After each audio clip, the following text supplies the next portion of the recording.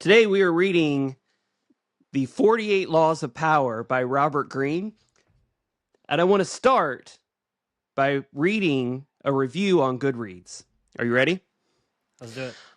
I think this is a horrible book.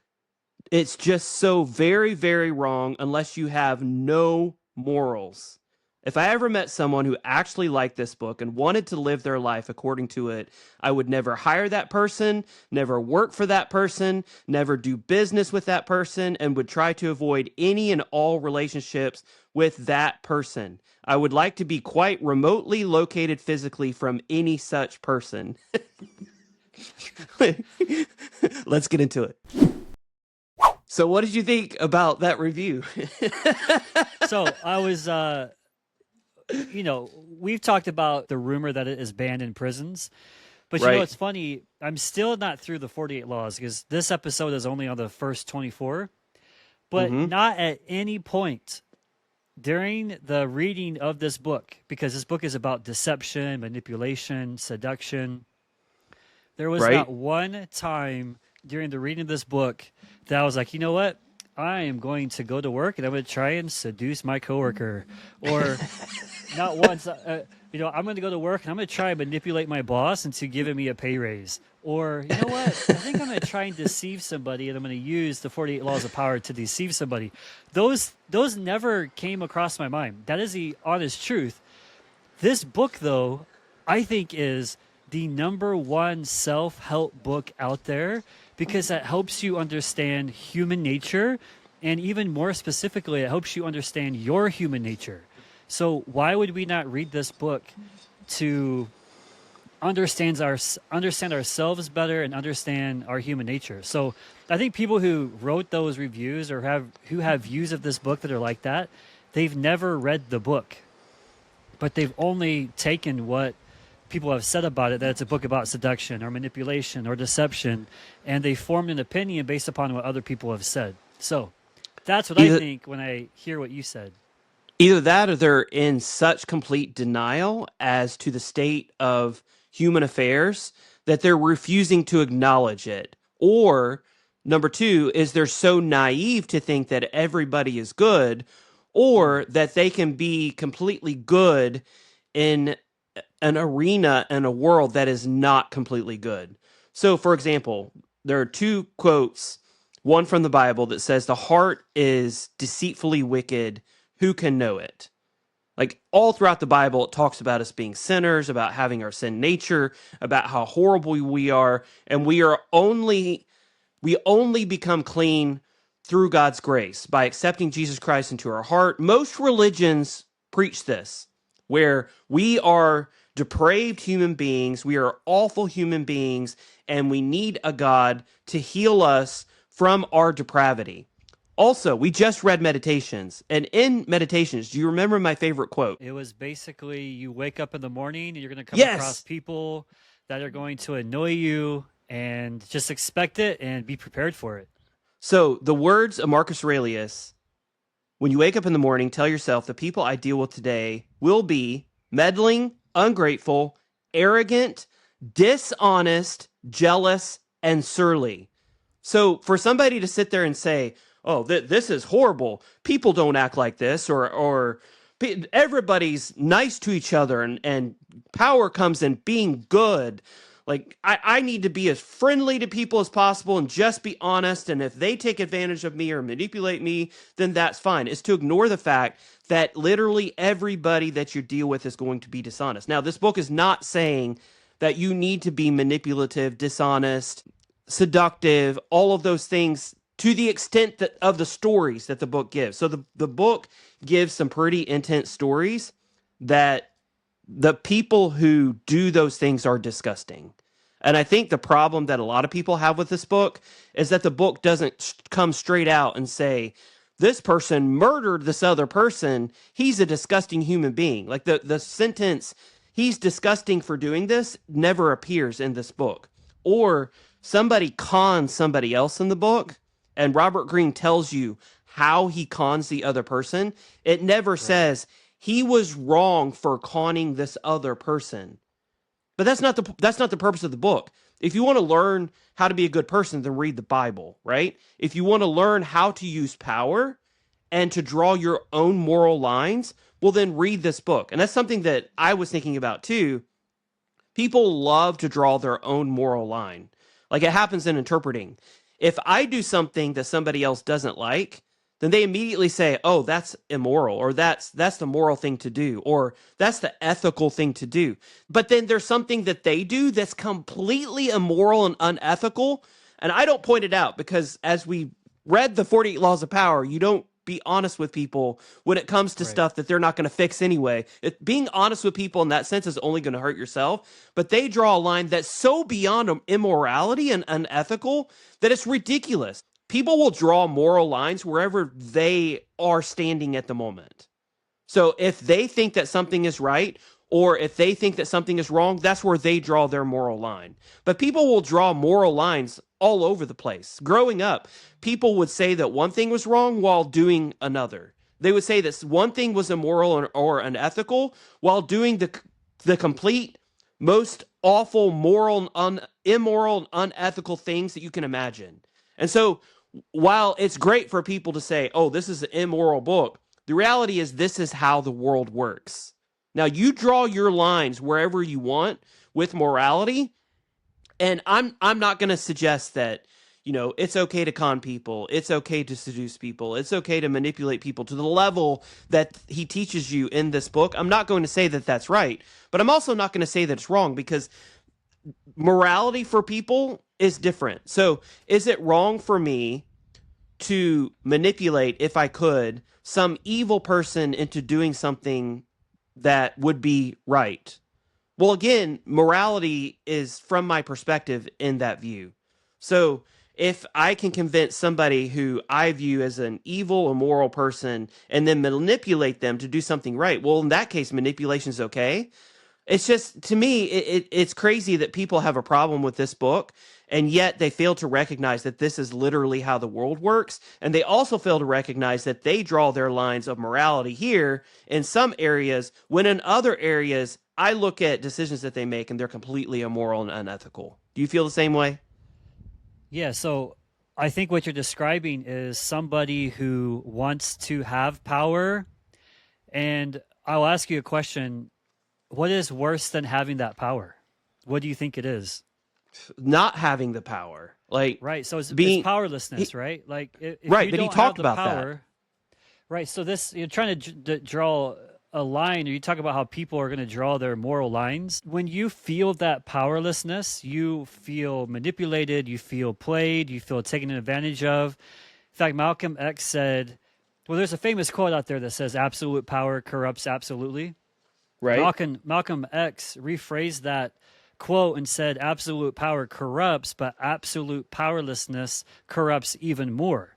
And the reason is, why would, not having that power, why would that corrupt you more? Because when you don't have power, you're going to feel controlled by everybody around you, and you're always going to be in second place because you don't have that power. And those power struggles, like you said, that's what happens in the real world. This book, he also quotes Machiavelli a lot. Yes. And he said, any man who tries to be good all the time is bound to come to ruin among the great number who are not. And I just wrote, nice guys finish last. Like, you can either choose to understand how the world works and you can accept it, or you can be that nice guy who is trying to make everybody like you, who's trying to make everybody's opinion about you positive, or you can come in second place, because nice guys are going to finish last.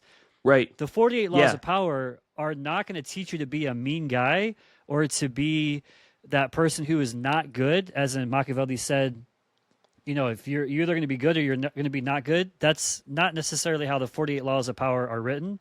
It's just so that you could be self-aware on how you are going to behave in the real world and how others are going to relate to you based upon whether it's your personality or the decisions you make. You're always going to have somebody trying to usurp your power. And that fine line of understanding human nature, which he also, I haven't read it, but he also wrote a book on the laws of human nature. When we can understand how the real world operates, then we can navigate it at a maybe a more moral level. And the 48 Laws of Power, that's what it's about. It's about how you can navigate the decisions other people make, or how you can make the decisions to put yourself in a position to be the best version of yourself. And that's the contrast to me between having power or being powerless. Yeah, you said that so eloquently. I'm completely made a mess of it from my Dude, perspective. Something I else thought you that said was it said. eloquently, and I'm like, No, no, not at all. how am I going to say it so that Brian, or I can match what Brian said? I spit up a bunch of words and half of it didn't make sense. But because I It feel did so though. It passionately made about sense. this. Yeah, So yeah. something else that he says is everything must appear civilized, decent, democratic, and fair. But if we play by those rules too strictly, if we take them too literally, we are crushed by those around us who are not so foolish. Now, I gave you an example. This is one of the reasons why I feel so strongly about this book, and I wish that I had read this years ago. Whenever I started my business, I thought that most people were good. And I thought that most people would not take advantage of me. And I thought that most people would be understanding. And I thought that most people would care. And I thought that most people were loving, right? And I went into business assuming this, and it cost me. Now, granted, I've always been a little bit skeptical, but people who are good at the 48 laws of power can do things that are not necessarily wrong. And I'm going to give you an example that I've already given you, but I know you've thought about it now, so I want to get your direct feedback. People will do things to make you spend money on their product more than more than you should have, and more than you would have if you had recognized that they were playing the 48 laws of power on you, and you could have saved a lot of money by not buying their product or by buying it somewhere else. So, case in point, when I started the Coffee News, I knew that I wanted a website for my business. Like, a website, super important. There was this guy in this business networking group, and looking back, literally everybody in that group wanted to take advantage of each other. Like, I was naive at the time. Now I'm not so naive to not recognize that the reason that everybody was in the group was because they wanted you to buy their product. They didn't give two craps about your product. Not two craps. That now there were good old boys who would give each other, referrals and all that. But ultimately, the only reason they were there was to convince you to buy their product. That was the only reason. So there was a guy in that group who did websites, and he promoted himself as this, top billing website producer. And I went to him and I talked to him. He says, well, our comprehensive cost for doing a website, and that's everything that you want in one website, is $4,000. And I thought, wow, that's a little high. But this is a reputable group. This is a reputable guy. And I showed him, I said, this is the type of website that I want. Like, I want it to look like this. And he looked at me and he says, oh, that's interesting that you want a website that looks like that. Are you ready to move forward on this package? Like, that's literally how he said it. And I was like, oh, great. That means that he can do this. That's immediately what I thought. But he never said it. And that's something that the 48 Laws of Power talks about. So he did my website. I gave him the $4,000, pulled it up, and it was literally one of the most basic websites I've ever seen. But at that point, I'd already given him the money. He had already agreed to do a service for me for the cost. Now, granted, I was the idiot. I was the naive one who assumed that he could make this website that I showed him, which if he could have made that, I think it was like the Harry Potter website or something like that. Like, it had moving parts in it and videos. And I was like, this is what I want. He never said that he absolutely could not do that. But his words were, oh, it's interesting that that's the type of website that you want. My product is $4,000. Give me a check. Was he wrong for charging me $4,000 for his service? No, I don't think he was wrong, because he felt like that's what his product and service were worth. Same thing as if I go to a mechanic and they say it's going to cost $1,000 to fix this doohickey. That's how much they think that their service or their product is worth, they have a right to charge whatever it is that they want to charge. Now, granted, me as the consumer, I have a right to say, oh, that's too expensive. I'm going to go down the road and I'm going to see if Joe Blow down the road can do it for cheaper. And his product or service is $500. Well, was the first mechanic taking advantage of me by charging $500 more? Was the guy who did my website taking advantage of me for charging me $4,000 for something that I could have realistically gotten for less than 500? No. Did he take advantage of me? 1,000%. Did he manipulate me? 1,000,000%. Was he not completely honest with me? Yes. Is it my fault that he was able to take advantage of me? 1,000,000%. Because I did not ask the questions that needed to be asked, and I did not understand this game. I did not understand he's trying to make as much money off of me as possible, and it's not wrong for him to try to make as much money off of a stooge as possible. And if this guy says, oh, I'll pay $4,000 for you to do your menial little website, and if I'm willing to pay him for that, he's not wrong for trying to make as much money off of me as possible. He never flat out lied to my face and said, I can do exactly that. Never said that. His words were, oh, that's interesting that that's the type of website that you're looking for. Would you like me to do your product? Would you like me to do your website? And he proceeded to do it, and he did. It wasn't a crappy website. It was just the most basic version. He used like basic WordPress to do it, and I could have done it myself. So I'm an idiot. There are other examples in business where I went to people and they were extremely manipulative in how they approached advertising. It was kind of like, oh, yeah, why don't you go ahead? This literally happened. Why don't you go ahead and start running the ad? And then, like, I have a customer here. Come back in a couple weeks and I'll sign all your papers, and we can go from there and talk about an agreement. So I came back in 2 weeks, started running their ad, came back in 2 weeks, and surprisingly, they get a phone call. Hey, I would love to talk to you right now. I just got a phone call from a customer. I have to go back to the tape. Can you come back in a couple weeks? And we can talk about, signing the contract and paying for the ad and all of that. And I was, oh, yeah, great. Let's do that. Again, naive me thinking that they're being completely honest and forthcoming and all of that. They go back. I come back in 2 weeks and they're like, oh, yeah, like let's just keep it running for a little while. I'm not ready to sign the contract yet. And I'm like, okay, well, will you sign it when I come back in 2 weeks? Oh, yeah. Let's give it in 2 weeks. Come back in 2 weeks. By this time, they've had 6 free weeks of advertising in my product.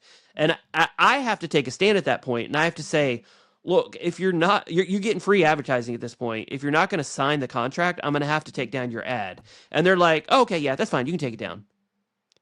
So I like people did that. That's the 48 laws of power. Now, granted, was it wrong for them to take advantage of me in that way? Maybe. He didn't say anything, right? In the preface, he goes on, and you had to read, I think, a little bit deeper to catch what he was trying to say. But I read through the first 24 laws, and I read the preface, obviously, because it was the first part of the book. But in the preface, he goes and he talks about the fact that, first of all, power is a game, and you got to wear multiple masks, and you have to play with your appearances in order to get what you want. But the people who are powerful, or the people who do manipulate, the people who are trying to seduce and deceive you, they don't want you to know their game. And so he gave, not clearly, I kind of made up some words to kind of to show like what I think he was talking about. But there are 4 type of people that don't want you to have power. Or in this case, there's 4 type of people who don't want you to understand the game of power. The first one is obviously the powerful. These are the people who are maybe in a position above you. They are maybe your boss. They don't want you to understand power, because if you can understand power, then their ability to control you can become less. The second type of person that he talks about in the game of power is actually the inferior. These are the people who are helpless, or they have learned helplessness. These people cry uncle when the hard situation, or they play the victim card, or they're lazy. I would be a victim, but Yeah. they're just inferior, and these people demand equality. They get mad at people who are powerful because they feel like they're being penalized because they don't make as much money as certain person, or they don't have as much responsibility or power. The third type of person are the honest people. These are your goody good. These are your goody goodies. These are the people who Goody Two believe that Shoes. any form of deception, manipulation, seduction is wrong. These are your good boy, your good girl. They're self-righteous. And then the last one is probably what you're talking about, is the actual deceivers. These are the people who play off the fact that they're not trying to deceive you for their own gain. And they try to make it look like they're innocent in the things that they're asking you to do, or in their own, trying to gain their own power, they're trying to be deceivers. And when I went back and I read through that, I realized that in a lot of ways, I'm either the inferior in most situations or the honest, because like we grew up being taught to be honest, to be hardworking, to be moral, to have high character. But like you said, that's not how the world operates. In the four people, you have the powerful, the inferior, the honest, and the deceivers. I would say maybe a large majority of people are actually either the powerful, or they are the actual deceptors or deceivers. And so when you read the 48 Laws of Power, I think a lot of people will gravitate to what the deceivers and the powerful do. But I think we also need to understand that we are also inferior in some of our decisions, is how we relate to people and their power, or we're too honest, and that we are goody goodies. We think we're self-righteous, so we think that all power is wrong. And I think when we can label ourselves on, am I a powerful person? Am I an inferior? Am I an honest person? Or am I an actual deceiver? Then you can notice those traits in your own life to either not be a deceiver if you know that that's wrong, or to recognize a deceiver when they're trying to pull a move on you to manipulate you. And I think, 48 Laws of Power is not just an offensive weapon type book. It's also a defensive type book to understand how people think. And not everybody's going to have high character like we aspire to have. So in that situation, I think the stories that you're telling, I think those people are trying to be the deceptors or the deceivers to get what they want, trying to play off that, hey, I know how to build this website. I don't really know how to build this website.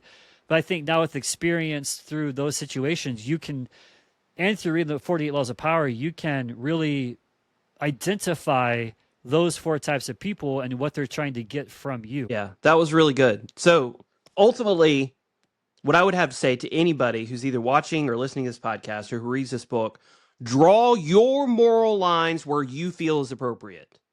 Look, draw your moral lines where you feel is appropriate. We talked about the dude who charged me $4,000 for the website, and we both agreed. Even me, I was the one who was taken advantage of. He was not immoral or wrong for charging me $4,000 for the website. Now, granted, there's also another side of that where I'm never going to do business with him again. And is it worth building a business on the perception of taking advantage of people and charging them as much as you possibly can? Like, there's something to be said about a business that charges reasonable prices for a reasonable service. They're honest. They come up. They fix what needs to be fixed. They don't try to get extras out of you. Like, I truly believe that that type of business will thrive in the world. So there's something to be said. But was that guy immoral for charging me $4,000? Maybe he never expected to do business with me again. This is his one opportunity to get as much money out of me as possible. So therefore, why wouldn't he get as much money out of me as possible? Yeah. Like, I was the naive one. I was the one who thought and did not confirm, who assumed that he could make this product that I showed him. He never confirmed or denied whether he can make that product. And so is it not in his best interest to make as much money for himself and his family as possible? And if I willingly give him the money and he provides me a product or service, is that exchange at all immoral in any way? Do you think so? No, I don't think so, because he played on your lack of life experience. He played on 1,000%. He played you. And people we think about, I think when people read the 48 Laws of Power, or when they don't read the 48 Laws of Power, they think of seduction, manipulation, and deception at its from, worst perspective. yes, exactly. Like in trying to seduce a woman, or Right. in trying to manipulate a coworker into doing something, or a boss trying to manipulate somebody into doing something. This is like, we can be deceiving. Like how deception really plays out in life is right now, people don't know that we spent 30 minutes before this episode working through technical issues on my computer, and I was pissed. Like, but I'm being deceiving right now because I'm still a little flustered by it. But You if look I like you're in a had not great said mood. that, so I'm being deceiving right now. I'm not Right. really revealing my feelings on how I actually feel and how annoyed I am at you because you said that it's my computer's fault. Because yeah, I guess it was my computer's Yeah. fault, but I'm Well, being deceiving. partly. This is how we are deceiving on a daily basis. Or for instance, I have coworkers I don't like, but when they walk into the room, and bosses too, I'm gonna put on a smile. Hey, how are you today? Good to see you. Yes. I could care Yes. less about seeing them. I can't wait for them to Yes. leave my presence. That's also being deceptive. Is Yes. that wrong though? Like, is it wrong for us to do that? I don't think so. And I think It's that's the point. Yeah, I mean, it's what level of deception. And that's why I say, look, you have to draw your moral lines. Don't cross those moral lines. If you right. feel like charging somebody $4,000 for a service that they get for $500 elsewhere is immoral, then don't do it. But the reality is we all draw moral lines where we feel they're appropriate. And there are people that I know who draw moral lines super close on the issues that they think are immoral or moral, and they do other things that I look at and I'm like, wow, like that is Hmm. there's no way in the world I would ever do that. But they're goody two shoes on this issue, whatever it might be. So I try not to judge. I try not to look at a person and the decisions that they make, as long as they're not killing somebody, directly stealing, directly seducing in a negative, like awful ways and taking advantage, drugging their drink. Like, as long as they're not Right. completely immoral from that, I'm going to look at the guy that's charging somebody $4,000 for a website that they could get for $500. I'm not going to look at that and say that that's immoral. And I was the one that was taken advantage of, right? Right. I was the one who lost all that money. It's the same thing as if somebody's selling a car. And if they have I don't know, I'm not a car guy. If they have a Audi, blah, blah, blah, whatever, you got to help me out with cars here, Britt, because you're the car RS5. guy. RS5. RS5. I knew that's what I was going to say, an Yeah. RX5. Just put in alphabet A B C D E. An That's ABC, an ABCDEFG BMW.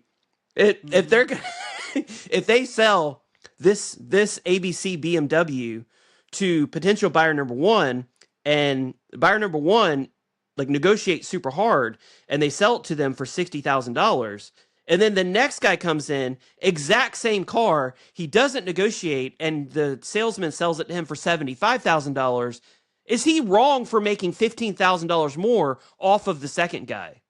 And I think that you Yeah. are No. a Yeah. bad person if you look at that and say that he's wrong for selling it to the second guy for $15,000. Like, I think that you are so naive to how the world works that if you can look at that transaction and say that he is somehow wrong and immoral for charging the second guy $15,000 more, then there's something wrong with you.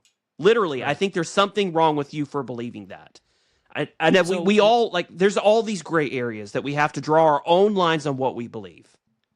what do you think are the most important skills in becoming powerful? So I wrote down the laws. The first 24 laws are the ones we're going to be going over today. And it starts out with a bang.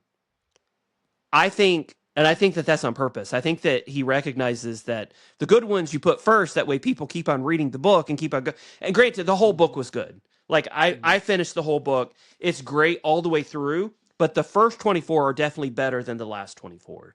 But the first one, for example, never outshine the master. And he puts, negative examples in these and how people, did things and the master killed them because they outshone their master, and people look at that and say, oh, that's awful, he killed him, we don't need to emulate that. You're totally missing the point.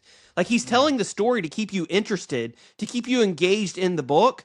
Don't kill somebody in order to manipulate them, right? But point being, if you have a boss, if you have somebody above you, you have to be deceitful in how you interact with them.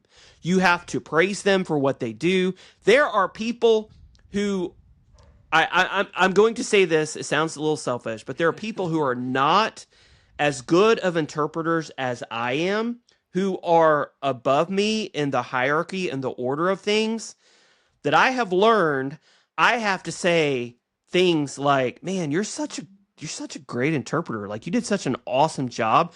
You're so good. Like, I really hope that I can be as good as you one day. I have to say stuff like that, because law number one, never outshine the master. And if I was honest with them, especially after every assignment, and I'm like, yeah, you did this, and this wrong. You need to do it right next time. Yeah. Like, how much business am I going to get? Because that interpreter is going to look at me and they're going to think after every assignment, like, literally, he's honest, sure, but he tells me everything that I did wrong, and he thinks that he's better than me. And even though I am, like, I can't say that. I literally can't say to the master or the person above me in the hierarchy of things, I'm better than you, this is what you're doing wrong. I have to deceive them and manipulate them by saying, you're such a great interpreter. I really hope that I can be like you one day. I think the people who are not getting those promotions, the people who are not moving up in their company, the people who are not benefiting from business deals, those are the people that have not learned the 48 laws of power and have not learned how to deceive. Like, that deceive is such a loaded word, because we deceive our wives whenever they look at us and they say, does this dress make my butt look big? We all know the answer to that is no, absolutely not, babe. Even though it may not. It. Like, come on, right? I go there and squeeze it. So, but point being, like, we are all deceptive and manipulative on a certain level. You have to be in business. Like, you can't be completely honest with people or you're not going to move up. Like, I feel so strongly about that. So never outshine the master was one of the biggest ones that I picked up first. 100% on the outshine your master. And I think everything that he talks about it often, but I think the primary skill in every single law that he talks about, the primary skill that people need to master in order to become powerful is self-control.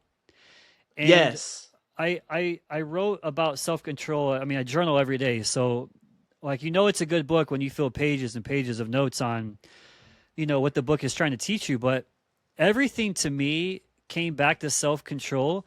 And this, I think, is power's foundation. It's the ability to control our emotions. So even in the law number one, he talked about discreet flattery and overt flattery. Right. Basically, overt is over the top and flamboyant.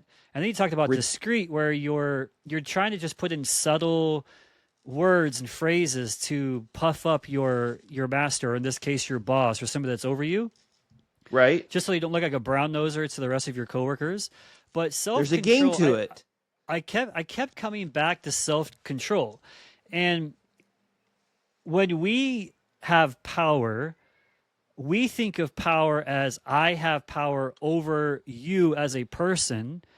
But when he describes power in 48 Laws of Power, he always goes back to having self-control or having power over yourself. And I think that this is probably the most important thing that I took. For instance, when we lack self-control, we give debt the power over us financially. When we have self-control, when we lack self-control, we give stress and anxiety power over our time and over our calendar. When we lack self-control, we give emptiness the power over us, and we don't say no to pleasure. And a lot of these laws are directed to trying not to give into that pleasure. When we lack self-control, we give other people's opinion over us control over our thoughts. So I think going back to what is the main thing that actually gives us power, It's not speaking our mind. It's not making a statement that makes us look better than somebody else. It's actually having self-control to not say what is on our heart and our mind, because that could actually make us less powerful or less influential if we actually do speak our mind. And kind of Right. going back to that anger piece, he also talked a little bit about anger being one of those emotions that is the absolute most destructive. Can I read what he wrote? Yeah, go ahead. So he wrote, the most important of these skills, which I did not make that point, and it's beautiful that you brought this up. Like you're saying it so eloquently today. Like, and I'm manipulating right now by saying that you're speaking so, but I do. Me? Like I really do think man, you're I'm being honest.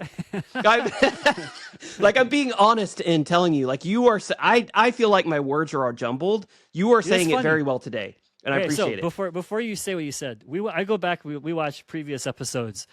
Meditations was supposed to be my episode, but gosh, you put everything so clearly and so eloquently. I think, though, in our own head, we think that what we say doesn't matter, or that we're not as smart as the other person. And I think that that's just a natural human nature thing, that we just feel like what we say, like I'm sitting here listening to you, I'm like, God, that is good. Oh, I never thought about that, the way you say it. And I think that our own life story interprets the 48 laws of power in numerous different ways. Like you have business examples about how people might have used subconsciously, not even knowing, the 48 laws of power against you. I have other illustrations, right? But it's our own unique life story that helps us interpret 48 laws of power in a different way. Go ahead. What do you say about that quote? So he said, the most important of these skills and power's crucial foundation is the ability to master your emotions. And then right below that, he says, anger is the most destructive of emotional responses, for it clouds your vision the most. So you were talking about anger, and he literally wrote it right there. So he's not necessarily talking about us worrying about, yes, we need to worry about others' deception, others' manipulation, others' greed, others' selfishness. But the reality is power emanates from the ability for us to control ourselves, which leads directly into what you were going to say. I mean, I can't say it any better than that. Like that, to me, that's... I'm sorry. Yeah, I cut you off because I was excited about that quote. Yeah, no, I feel bad okay. now. Like, no, it's okay. Like it's. When you talk about, did we record it when we were talking about anger before? Like you were talking about how people on last episode said something. Oh no, we didn't record that. So maybe dive into that, because since we're talking about anger, maybe just dive into what they were saying. So we did a reel, and in that reel we were talking about meditations, and I had quoted, or I had said that there's in Stoicism, there's never a place for anger. Like there's never a good example of anger. Now, Meditations recognizes that we will get angry. Anger is a natural human emotion, but our ability to control our anger will determine how successful we're going to be in life. So I had people, after I said something to that effect, who quoted, well, if my son's being bullied at school, what do you recommend that I do if I can't get angry at that? Like anger is the emotion that helps me confront that bully.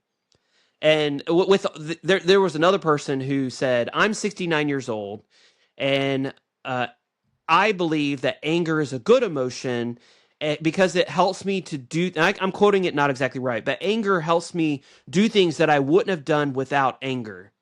And I said something back, one of these is, yes, well, that's true of all of those qualities. Envy, jealousy, selfishness, anger, like all of those negative qualities can encourage us to do things without those qualities. But being happy and being a genuinely good person and learning to be a stoicist means that we learn how to be motivated without the need for anger. We learn how to do things without the need for envy and jealousy. Now, sure, even Let Them Theory talked about this girlfriend that she had who had been, I forget, it was a photographer or interior designer or something. And this lady down the street created this amazing website, and she was getting all this business, and she looked like she was better. So I told her, use that jealousy, use that envy to push you to start your own website, to push you to. So the key with envy and anger and on all these negative characteristics and qualities is to not let them control you. So there's the recognition that we will get angry, we will get envious, we will get jealousy, but learn to do the right thing regardless of anger. Like, sure, if you want to see something happening, you get angry and it pushes you to do something, that's great. But the reality is we should look at that thing and we should determine what we do regardless of anger. Regardless of how we feel inside, if I look at Trump, for example, and I think he's doing an awful job managing this country, I look at ICE and I think that they're awful for taking all these people off the streets. They're in mass and they're coming up and they're taking people. I can get super mad at that and I can go on Facebook and I can cuss Trump out from my Facebook account. You beep, beep, beep, beep, beep, beep, Trump, you beep, beep, beep. I just let anger take a hold of me and cause me to do something that's just nasty, right? There's no reason for me to curse somebody out on social media, but I can look at what's happening and I can make a post on social media that's very thought-filled and more likely to convince other people to my cause, and I can do so very rationally without the need for anger. Or I can look at somebody who has a successful business, and rather than get jealous or envious of their successful business, I can say, wow, they're doing such a great job. You know what? I need to stop being lazy. I need to get off my butt and stop doing XYZ. Or I look at another interpreter and how good of a voicer they are, or how good of a signer they are, and I can get jealous, and I can get envious, and I can get angry that they get all the work, and it seems like I get none of the work. Or you know what I can do? I can make the decision, regardless of my anger, jealousy, and envy, to go take classes to get better. Now, granted, if anger encourages me to go do that, then fine, use the anger. I'm not saying that anger can't be useful in some situations or envy can't be useful in some situations. But again, the laws of power come down to our ability to control anger, envy, jealousy, all of these negative emotions that are coming inside of us. The 48 laws of power means that I can look at that and say, I need to tamp this down. So rather than be angry and yell at the person and get angry at them for doing something that I don't like, story? I can instead control myself. I can control myself. And I can say, you know what? I believe that this person is doing dirty dealing. They don't see a problem with it. Now, I can choose to get angry and to blow up, which is what I did, which was inappropriate, 100%. And I can walk away and throw a fit. Or you know what? I can take. Did that change anything about what happened? And did my blowing up and getting angry, did that help the situation at all? Or did it teach anybody a lesson? Did I teach somebody a lesson because I blew up at them, because I threw a fit and I got so angry? No, that person's going to walk away from that interaction and they're going to go, wow, Brian can't control his emotions. That's completely, and that leaves me completely powerless because I let my anger and my emotions control me to the point to where I blew up at the other person. Or I get so envious and jealous of somebody because they have a skill or ability that I blow up at them. You know what? They're not going to recommend me for jobs in the future. Or if I'm honest with them and I point out their flaws and I stick them with my knife because I'm trying to get at them because I'm envious and I'm jealous, that's only going to hurt me in the long run. So the ability to master your emotions and to draw your own lines of morality, like I feel so strongly about this, and we've talked about this. This will 1,000,000% be a book that I require Eli to read by the time that he's 16. 100%. 1,000,000%. Because this is how the world works. We also talked about how Meditations is another book that we want Eli and Soren to read by the time they're 16. I even told Katie this week or last week, Soren will read 48 Laws of Power by the time he's 16, and he will read Meditations. Yes. There's two other skills I want to talk about. So I think self-control is another skill that we need in order to become powerful. And these two skills I'm about to name next are from does the term perception have mean anything to you based upon what we've already read? Perception, action, and will. Those are the 3 points in the book we read by Ryan Holiday. That was Obstacles Away. Right. So I also believe that because Ryan Holiday was a student of Robert Greene, and so yes, I'm starting to see some of these correlations between Ryan Holiday and Robert Greene. So Robert Greene also doesn't say these words, but I'm gaining what he's trying to communicate through these laws. The one is detachment. In order to be in control of our emotions, you have to distance ourselves from what's happening in the present moment and think objectively about things that have happened in the past or maybe things that are happening in the future, detaching ourselves from how people are treating us or how we feel like we're being manipulated or seduced or deceived, detaching from that and not saying anything actually helps us become more powerful. The second one, so I guess that would be the third one. The second one, this would be the third one. So there's self-control, there's detachment. The last one is perception.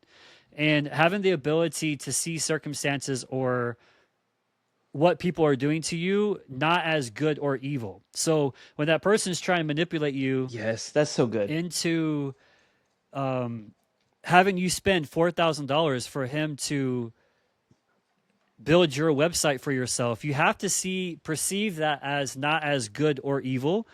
And we keep on going back to saying that power is actually a game. And I think when we're thinking through how people, the decision that they're making, not to judge them by their intentions or even their actions, but to have patience, let it play out. And then we use these 48 laws of power to decipher and decide how are they treating us based upon what they're saying to us or what they're doing. Robert Greene also says somewhere in one way, shape, or form that becoming powerful depends more on what we don't do than what we actually do. And sometimes power is not being active or saying things to the other person, but it's actually keeping our mouth shut. And in fact, and you talked about the wide margins of the book, and one of the laws, I can't remember where it was at, but I actually wrote down, keep your mouth shut. Yeah, I did too. Sometimes when we get so emotional or we get so upset that we lose our self-control, we perceive that somebody's trying to hurt us or trying to do evil towards us, so we say the first thing that comes to our mind. So those are three things. I think those are three skills I think we have to have in order to gain power, which is not seduction, it's not manipulation, it's not deception. Those are not the skills I'm talking about. They're self-control, detachment from people's actions, seeing things not as good or evil, and then perception. Not judging people according to their actions, judging people according to their actions and letting them. Whatever they do, just let them and understand that I can respond in the way that I think is right. And some of the times for me to respond is just for me to keep my mouth shut. He gave a quote by Nietzsche. He said that, or Nietzsche said that the value of a thing sometimes lies in not what one attains with it, but in what one pays for it or what it cost us. Right. And I think it's just always... This just kind of goes back to keeping our mouth shut and just letting things play out to find the true intentions of other people. So, like I said, when people pick up or they read a review on the 48 Laws of Power, they think it's actively teaching seduction, manipulation, or deception. But I believe, and I said it earlier, I think this is the number one self-help book out there. It's actually teaching us how to have self-control, how to detach from these situations and have the right perception. So I'm going to disagree with you just in its literally semantics. I think that this book is about seduction, manipulation. What's the other word? Seduction, manipulation, deception. Right. Right. I think it 100% is about those things. The difference, I think, is those three words are commonly associated with negative, bad, or immoral behavior. When in reality, even growing up, there were so many people that manipulated us. There were so many people who seduced us. I wrote down an example. Do you remember the preacher by the name of Jack Scott? So Jack Scott was I think so. Yeah. one of the preeminent preachers in the IFB movement. And the reason why he was so good, he replaced Jack Hiles at Hiles Anderson First Baptist Church of Hammond, Indiana. This is the guy who went to jail for taking like a minor across state lines and having sex with her. Yes, that's him. Right? That's him. Okay. Man, I wrote his name down because during his tenure, he was considered literally one of the best preachers, like in all of he traveled the world preaching because he was so good. Looking back on him and looking at other people inside that movement, they literally manipulated, seduced, but we didn't call it that. We called it, wow, he's really good with his words. Or he can really convince people to a call to action. What is that? That's manipulation, 1,000%. That's seduction, 1,000,000%. Like, we just don't call it that because that's within our moral line. But somebody who's over here who's looking and they go to a service that Jack Scott is preaching, they're going to be like, ooh, like that feels oily and greasy. Ugh, that man is seducing. And the proof is in the pudding. The man was 1,000% seducing and manipulating and lying and deceiving because the guy at the same time that he was preaching in all of these youth conferences across the United States took a 16-year-old, he was like 38 years old. I don't know how old he's 36, like 30, whatever. Something like that. He was old. He took a 16-year-old girl to this cabin in another state and like committed atrocities with her and was convicted and served like 10 to 15 years in prison because of it. Right. Like, so we're super quick to point to other people and say, oh, well, they're seducing and manipulating and deceiving, but I'm okay. Like, the stuff that I do is fine. That's because they're drawing their moral lines for this particular event or for this particular behavior here, but they're flexing in other areas. When other people may look at that and be like, holy cow, like, that's massively immoral. How can you sit there and listen to that guy and feel right about what he's saying? But then they sell a product, a website to somebody for $4,000 when that person really could pay $500, and they'll look at that person and I was the one deceived. They'll look at that person and they'll say, he's immoral, he's deceptive, he's manipulative, when in reality, it's just business. So while you say he doesn't teach manipulation, deception, like seduction, all of that, I understand what you mean. He's not necessarily saying, go out there and do things the stories that I tell in this book. He does say, look, if you want to do those things, that is a way to gain power. Like, if you want to be like the Yellow Kid, which is an example he uses all throughout the book, or Napoleon Bonaparte, or whoever, like, he gives all of these examples. Look, if you want to be like them, this is how they got power. But he also gives examples of how those people had their downfall as well. Like, they became too powerful and this power brought them down. Like, you can use that and say, well, he's giving examples of how to do the wrong manipulation and the wrong deception and the wrong seduction, when in reality, it's just a different level of manipulation, seduction, and deception. We have to deceive in order to be successful in life and in business. And I will not sit here and listen to somebody who says, oh, I never manipulate, or I never seduce, or I never deceive. You are lying through your face if you say that. You're just talking about it from a different perspective and on a different level than the people that he represented in this book. And one of the beauties of this book is Robert Greene takes the dirtiest and the nastiest and the lowest of the low people and shows us how they use power to their advantage. And he says, what can I learn from these people? He never says that they're right. He never says that they're good. He never says that they're of moral character. Not once. The thing that he points out is these people use seduction, manipulation, and deceiving for their own benefit. What can we learn from that? You know what? We can learn to never outshine the master. We can learn to never put too much trust in friends. Learn how to use enemies. We can learn to conceal your intentions. We can learn to always say less than necessary. These are things that we can learn from those stories. Now you draw your own moral lines where you feel it's appropriate, and you use power from the perspective that you feel is right. But to take this whole book and to throw it out the window because he uses the most despicable examples of manipulation, deceiving, seduction, and lying, and say, well, I'm not going to read that because that book is disgusting. It's talking about controlling other people. Yes, you control other people. You just won't admit it. Mm-hmm. The reality is you say things and you do things in order to try to convince people to your line of thinking, but you don't look at it as seduction. You don't look at it as manipulation. But 1,000% it is. 1,000%. Well, let's park it a little bit more on deception, because I wrote a little bit about deception this week, because first question I asked myself, who should you never deceive? So who do you think you should never deceive? Like, who are people that you should never deceive? Yeah, I'm never going to deceive my wife. I'm never going to deceive my son. I'm always going to be 1,000% completely honest. Now, that does not mean, and you could say, well, this is deception. That means I'm going to be selective in how I approach. So there was an example recently. Megan said something, and I was like, well, our spouses say stuff, and we're like, well, that was a little disrespectful or whatever. I may not say I felt like that was disrespectful because it was a one-time event, and it really doesn't matter, right?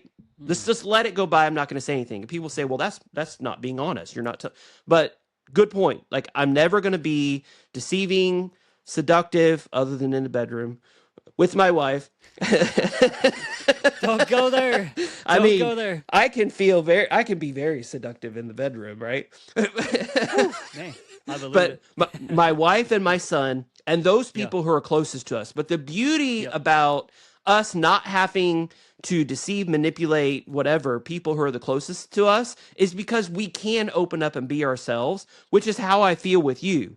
Like, I can open up and be myself 1,000% with you. And you even recognize sometimes I am not the same person on the podcast that I am when we stop the podcast. I don't think so. For example, I disagree. For example, there are examples that I will not give on the podcast. There are things that I will not talk about on the podcast. But the moment that the podcast shuts down, I'll give you those direct examples. Am I deceiving by talking about it but not talking about it? You know? But your delivery is the exact same. How you deliver what you just said and what you've been saying now or every single episode is the exact same way you're going to deliver that off air.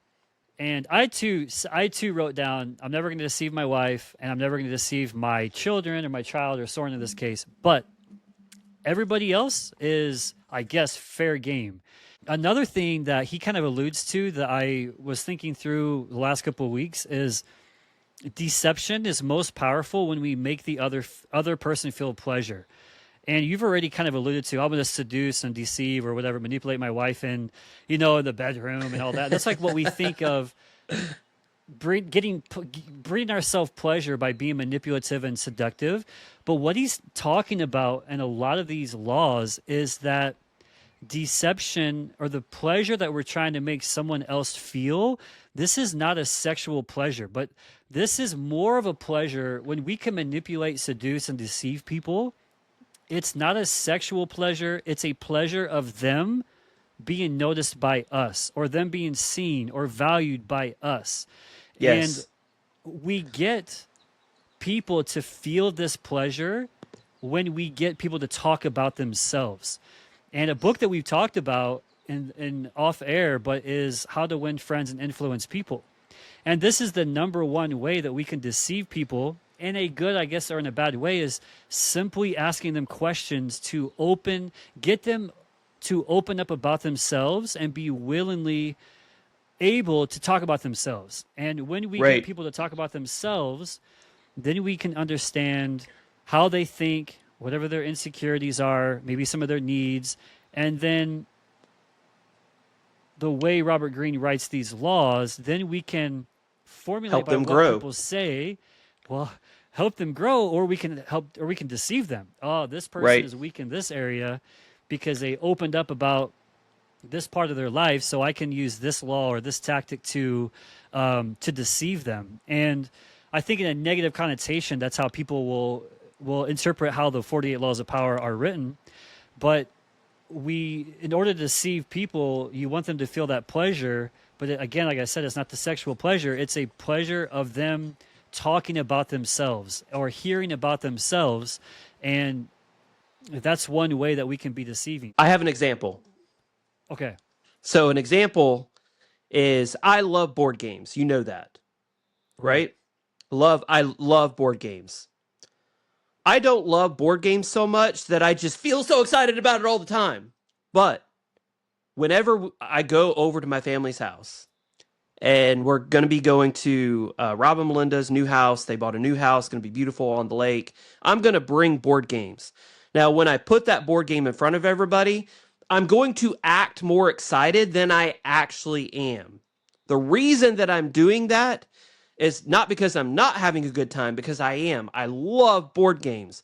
But I'm going to be a little over the top sometimes because they get enjoyment out of seeing Uncle Brian or Brother Brian or Dad Brian or husband Brian.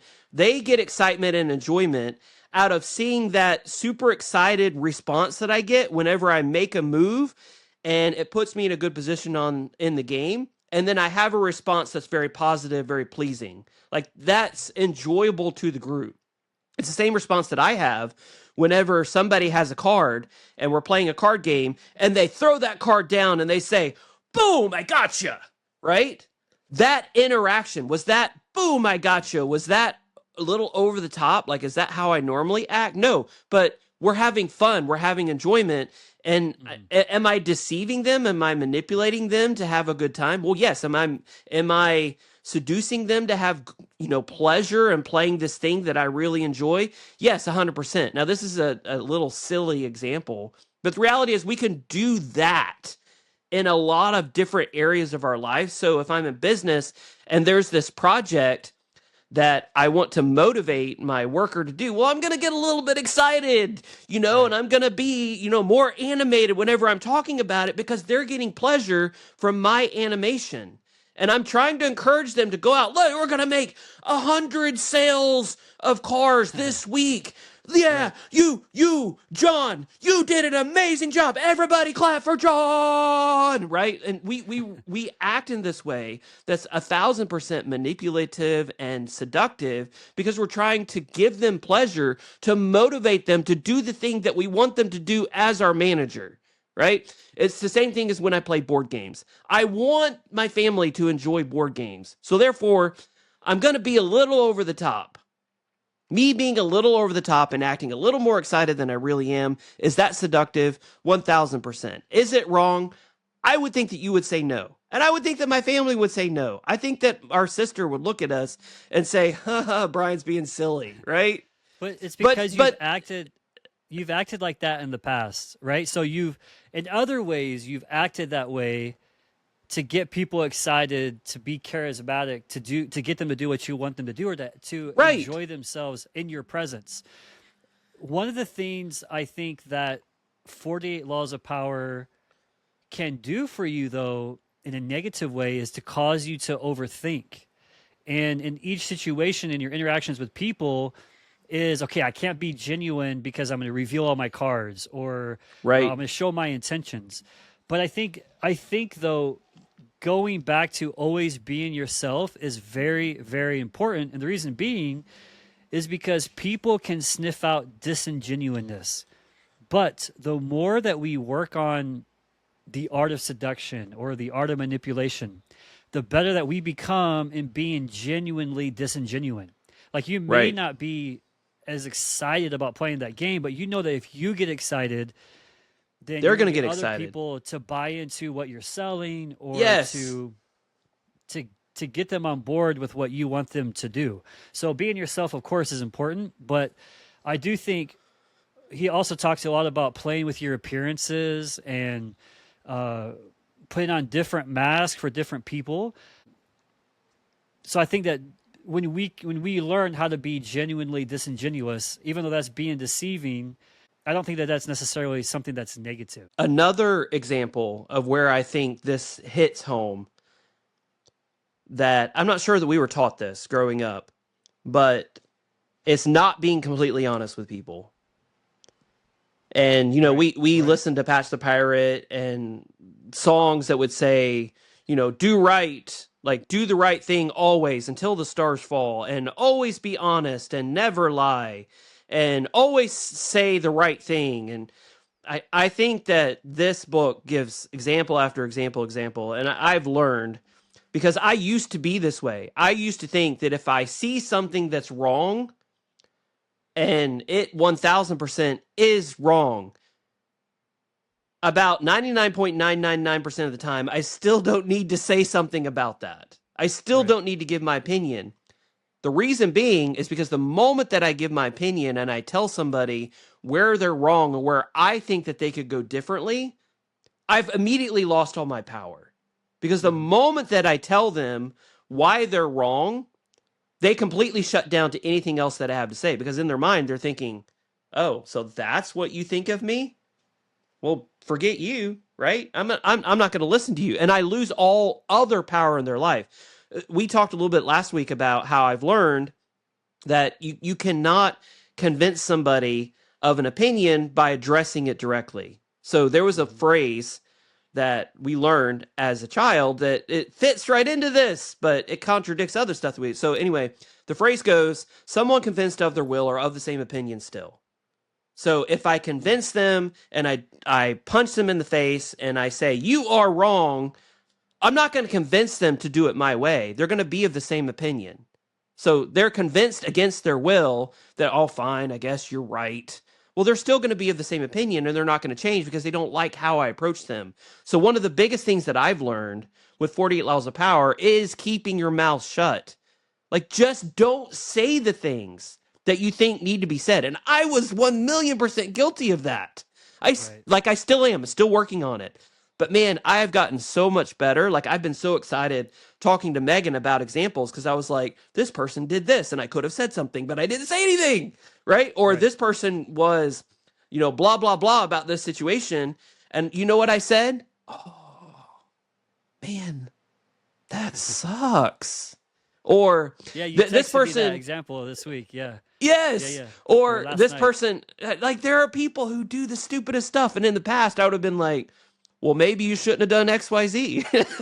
you know? Right, right. No, it's true. You were like that. That's Maybe you true. shouldn't have had a bad attitude in that situation. I was just Yeah, honest yeah. with them because Yeah, yeah. they shouldn't have had a bad attitude in that situation, or they shouldn't have done XYZ. But the correct response, and I lose my power if I tell them that. The correct response is, oh man, Not that saying the first thought sucks. that comes to your mind. Yes, which he My talks about in the definition. book. Yeah, after reading this book, my definition of power has changed. So, going into this book, I thought power was a position like Vladimir Putin in Russia or currently Donald Trump in America. But power is not a position, it's more of a feeling or an emotion. It's a people talk about, well, I just felt powerless in that situation. Like this is a power is a It's human need influence.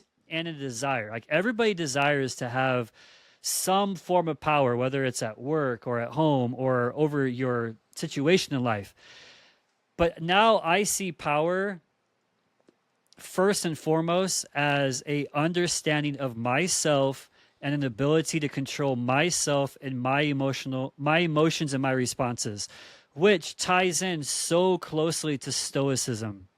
And to me, that's the definition of power. If I have control over my reactions, over my emotions, and I can detach from what other people say, I can have the right perception on what other people are trying to do in my life by the things they say to me, then I may not have power over anybody in this world or over any position, but the one thing I can have power over is 100% myself. And that's my definition of power has 100% made a 180-degree turn on what I think power is now. Another thing that I like about this book is it's absolutely timeless. Almost every situation or every story that he wrote about in this book was 1,000 years ago or three Right? thousand years ago or BC before Christ. He talked a lot about Right? these Chinese uh, like civilizations emperors, that right? had to Yeah, go through this power struggle.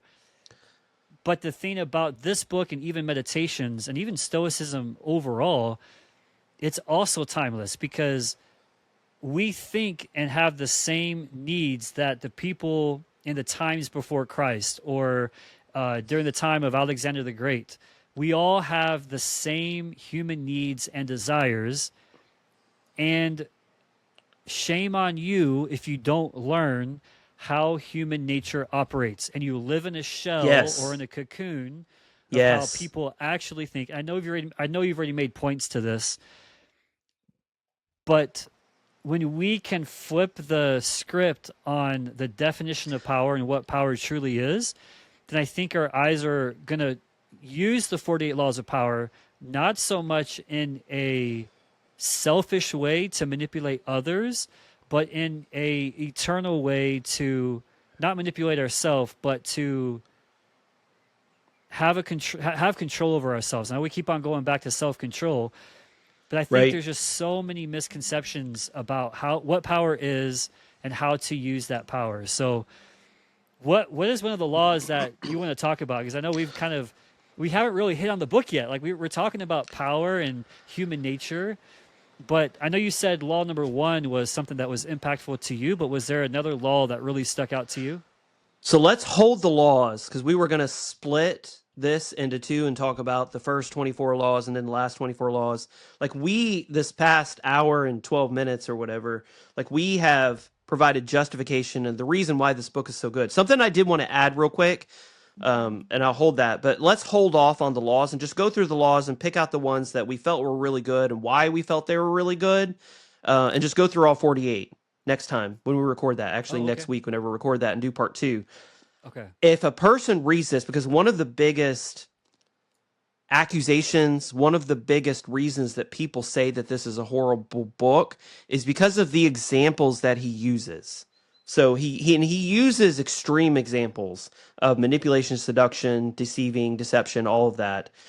If for some reason you read this book and you're suddenly convinced that you too need to be immorally manipulative or immorally seductive or immorally deceptive to the point that you're emulating the stories that he tells in this book, then there's something wrong with your inner moral compass. So I That's a would good not point. point the finger at this book.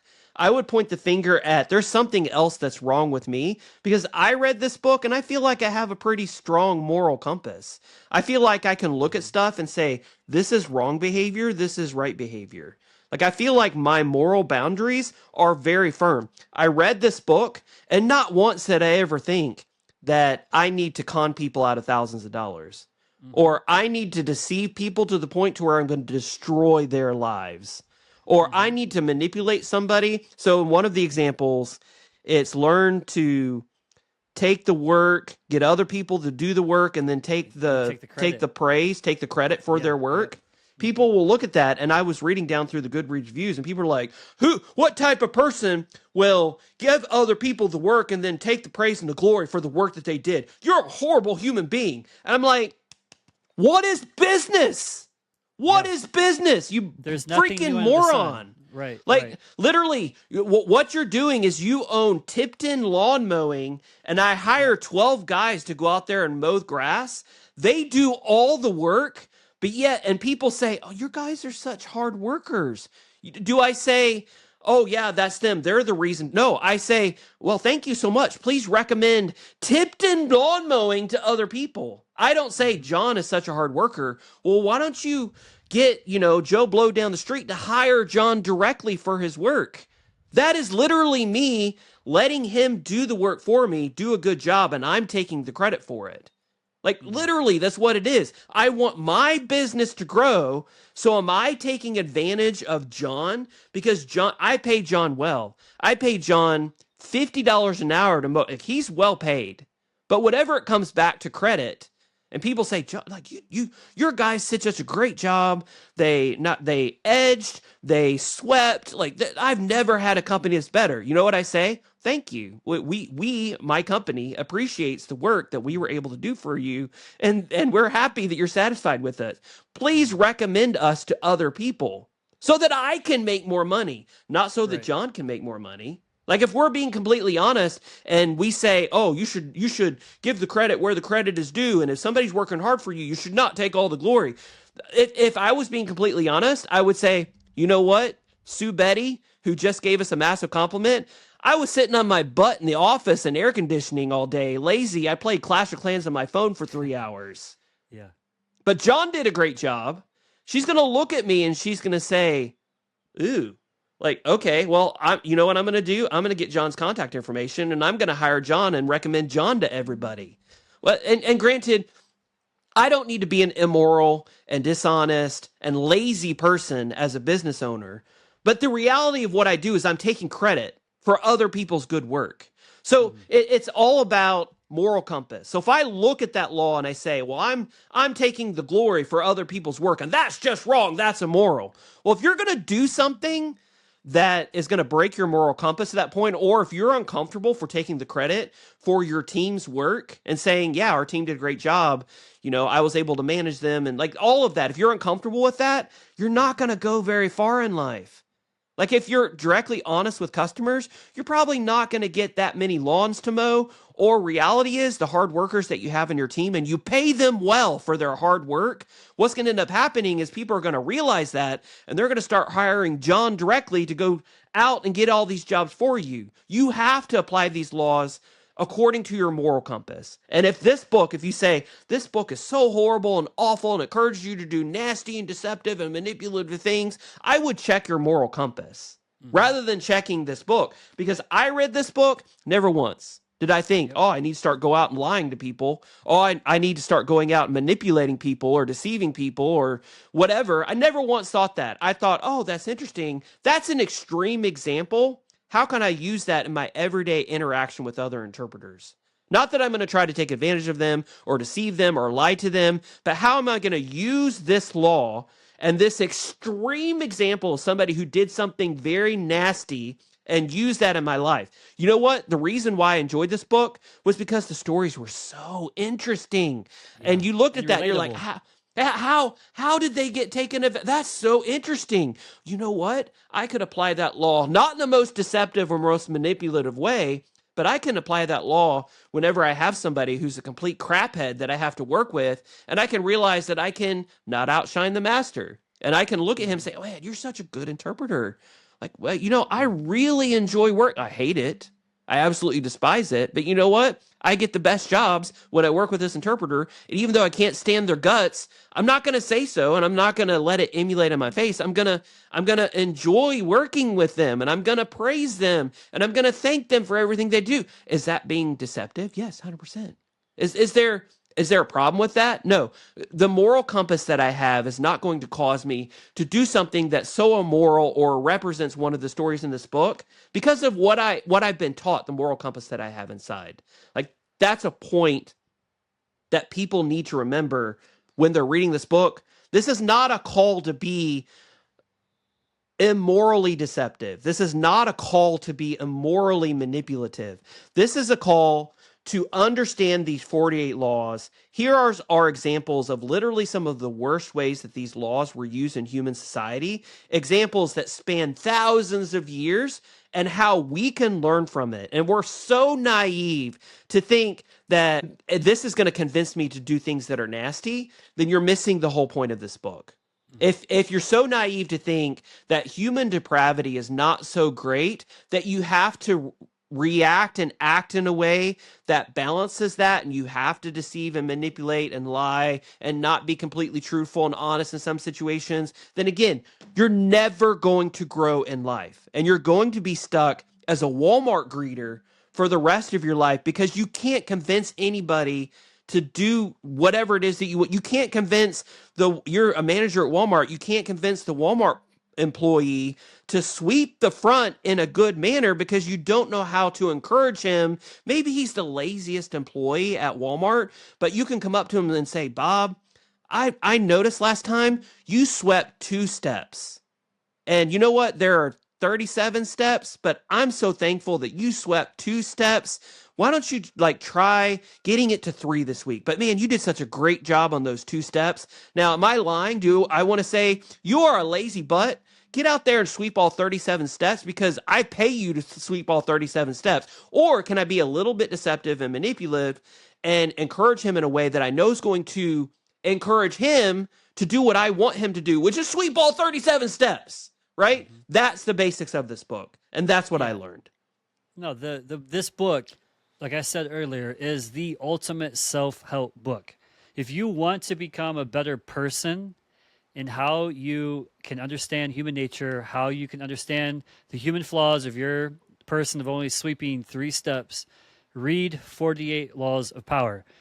He says in the book, an understanding of people's hidden motives is the single greatest piece of knowledge you can have in acquiring power. Yes. And when you are better at handling your power, you become a better worker. You become a better friend. You become a better person. You become a better person. And it's because you can know how to relate and understand people better. Because a lot of people implement the 48 laws without even knowing it. And when you can understand that people are implementing one of the laws, even though they don't know they're doing it, it gives you power because you know exactly what their intentions are. And how to respond. Exactly. It's not about manipulating them. It's about kind of counteracting what they are doing to you. And I think it'd be an atrocity to ban this book in any way, shape, or form. But it also goes back to having a growth mindset. And one of the laws is actually appear that you're not working very hard or appear that you are not giving much effort in the things that you do. But I think that having a growth mindset is foundational to becoming the best version of yourself. And the 48 Laws of Power is just one of those books I'm adding to my library of self-help, of books that help me become the best version of myself. Because if I can understand how people think, like I said, I've been telling you for the last 2 weeks, I don't know if I can really talk about this book because I don't really know about power. And in fact, I wrote down Lao Tzu's statement about those who know do not speak, and those who don't know speak the loudest. Something like those who know do not speak. Those who speak do not know. So I was like, hey, I can't really speak a whole lot because I don't really know a whole lot about power. So I've been kind of nervous about talking about power, but I think the way you interpreted the book as a book not necessarily about seduction, manipulation, and deception, but more as a book to understand how people can do that to us. I think if that is the review that is out on Goodreads or is out on Amazon, I think more people are apt to pick up this book. Seeing it as a book that helps you understand other people as opposed to a book about how to deceive other people or manipulate or seduce other people. So this is the reason why I want Soren to read the 48 Laws of Power. He's 10 years old. He ain't going to read it right now. But this is the reason why, because if he can understand at 16, 17, 18 years old that this is how the world thinks and this is how the world operates, these are the tricks people are going to try and play on you. Yes. How much better of a man and how much more prepared will he be in life if he understands that and not be naive that, oh, people can't do that to me because isn't everybody inherently good and inherently want the best for myself? That's not true. And so I think this has to be a must read for a teenage boy to understand how other people relate to him and how he will relate to other people, not to seduce, manipulate, and deceive. Yep. And again, like you're talking about seducing, deceiving, deception, all of that in the extreme negative light. Right. When in reality, we are seducing, we are manipulating, we are deceiving. It's just at that line that we're comfortable with. And there are ways that people manipulate that they don't see as immoral that I do see as immoral. There are ways that people say stuff. Yeah, go ahead. No, this is what I was going to open up with, but you dove right into the 48 laws. Here I am spitting because I'm so excited. This has nothing to do with the 48 laws. Are you ready for it? Bring it. Would you like to be famous? And No. in what way? So I would like to. I do not want to be famous. I do want to be famous from the perspective that it can bring a certain amount of influence and riches that can give my family stability.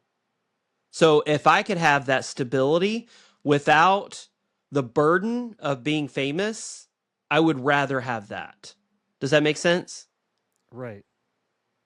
So I don't care if my name is known. I mean, obviously there's a part of us that, wants to be popular, but there's no way that I want my name, and granted, I say this a bit hypocritically but only because of the stability it can offer my family. So let's say that Two Bros Lit blows up and I'm asked to be on the whatever, uh, Stephen Colbert show. I think that was removed, but I'm represented on a CNN news segment.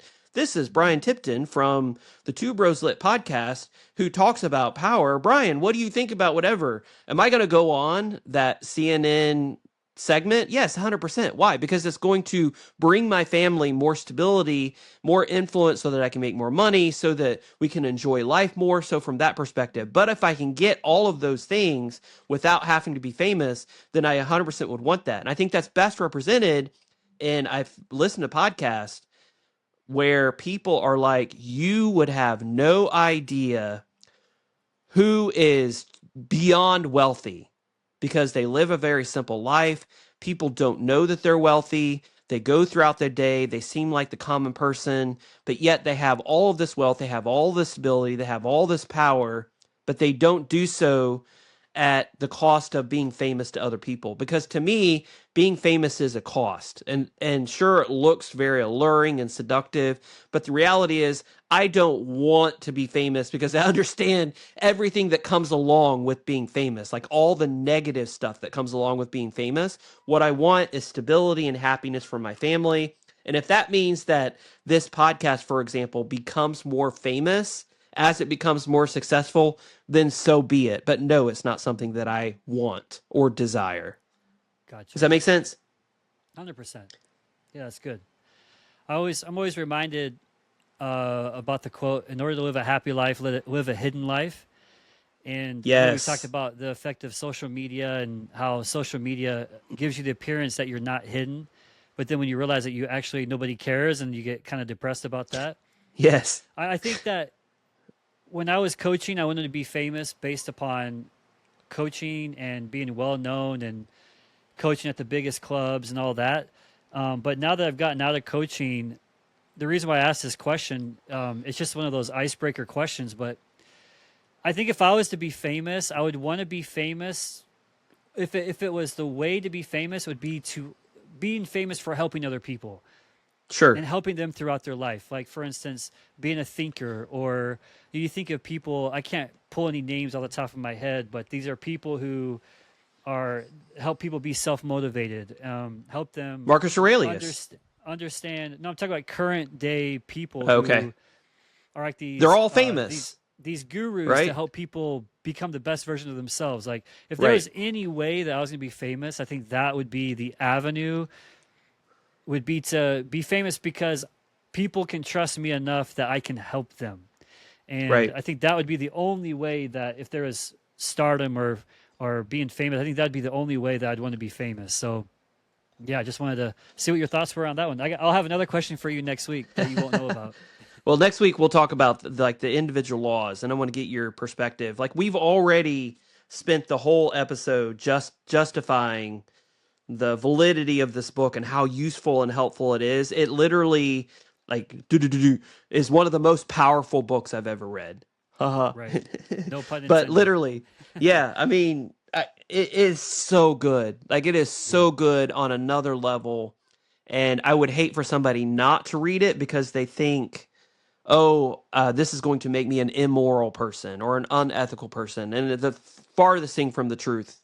Right. That's the farthest thing from the truth. But it did not induce any desire that was, it didn't induce any desire that was immoral or low character. Right. And if it encourages me to be less angry, which it does, If it encourages me to control my emotions more, which it does, if it encourages me to say things that are actually going to help people and to not say things that's going to cause them to turn away from me, which it does, then it's only going to help me as a person. Like, I recognize how wrong I have been in the past, how many laws I have violated under the guise of ethics and morality. Like, how many laws have I violated because I have felt like I'm the one that's right? And the reality is, if I obeyed these laws and listened to them, not only would I have been right, as I still think that I was, I would have gotten my point across in a much better way. And people might have actually listened to me, and I might have actually had power if I had done things not in an angry manner or in a manner where I lost control of my emotions, but I actually was able to influence people. Man, if I could go back and fix the issues that I had, how much more power and influence could I have had? That's what I learned from this book. And I'm still going to mess up. Like, I'm still going to get angry, but I'm working on it. I'm still going to get emotional, but I'm working on it. I'm still going to say things that I should not say, but I'm getting so much better, right? All of those things. I get that from reading this. I don't get I need to be this horrible, seductive, manipulative like person. No. I get I need to be a better person because of this. And I need to convince people of my position and my views on things. And the way to do that is to read the 48 Laws of Power and to apply them to my life. Well said. Did you want to close out on anything? No, that was it, man. I think we covered a lot. You know, a book's powerful when you talk for however long we've been talking, an hour and a half, and we haven't even cracked open the first law, you know? Right. Like, I think that we haven't done that yet. We haven't not talked about a book on the podcast. We didn't really talk about the 48 Laws of Power. We talked about, I think, things that are even more important and human than the actual laws of the power that he wrote. So I think that goes to the influence that this book can have over you when you talk for an hour and a half, not even on the laws. And I'm excited to go through some of the ones that we learned from, and I think even the next episode will be just as impactful. I think so too. Well, until the next episode, we'll see you then.